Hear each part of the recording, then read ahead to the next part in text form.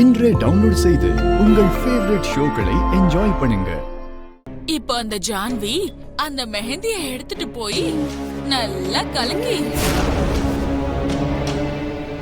லக்ஷ்மிய கூப்பிட்டு ரொம்ப சந்தோஷமா அவளோட கையில மெஹந்திய வச்சு விடுவா.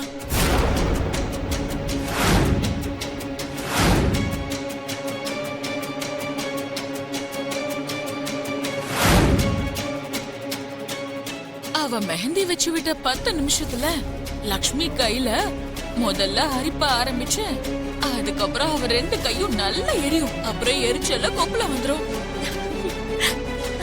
அப்படின்னா இன்னும் 5 நிமிஷத்துல லக்ஷ்மி கத்துறது நம்ம காதுல விழ போகுது. சித்தப்பா பாத்தியா, அந்த குட்டி பிசாசு கூப்பிடுது. வாமா வா வா. வா சித்தி சித்தி ஷாலினி சித்தி.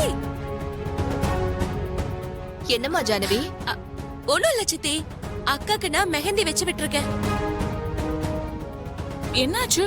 ஏதாவது ப்ராப்ளமா? ப்ராப்ளம்ல ஒண்ணும் இல்ல ஷாலினி. மெஹந்தி போட்ட உடனே அதான் அது எந்த அளவுக்கு செவந்திருக்குன்னு நீ பாக்கணும்னு சொன்னல. ஆமா ஆமா, நான் உடனே அதை பார்க்கணும். அக்கா அக்கா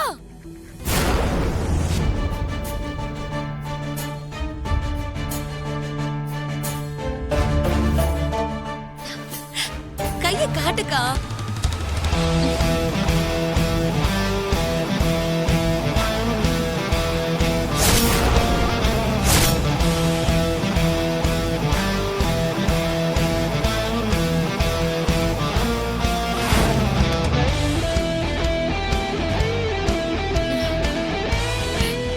பாருங்க சித்தி, கையில எவ்வளவு அழகா செவந்திருக்குல்ல. நல்லா செவந்திருக்கு. நீங்க சொன்ன மாதிரி மாமாவுக்கு அக்கா மேல ரொம்ப பாசம் அதிகம். மாமா என்னது, இந்த மெஹந்தி வச்சு விட்டோனே கையெல்லாம் கொப்பள வரும்னு பார்த்தா ரத்தம் பூசின மாதிரி இவ கையெல்லாம் செவந்திருக்கு. சாரி ஷாலினி, நீ கொடுத்த மெஹந்திய அக்காவுக்கு நான் வைக்கல.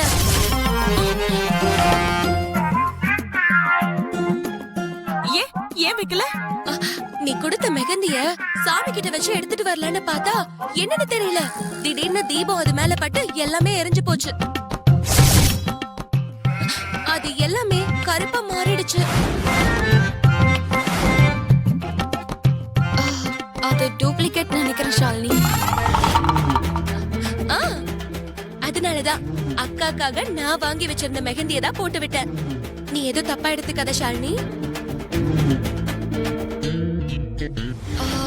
சாரி ஷாலினி,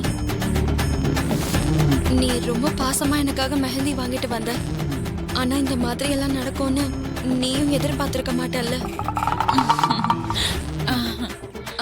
அக்கா சரி வா, நம்ம போய் கிளம்பலாம், அப்புறம் லேட் ஆயிடும். வா சரி வா.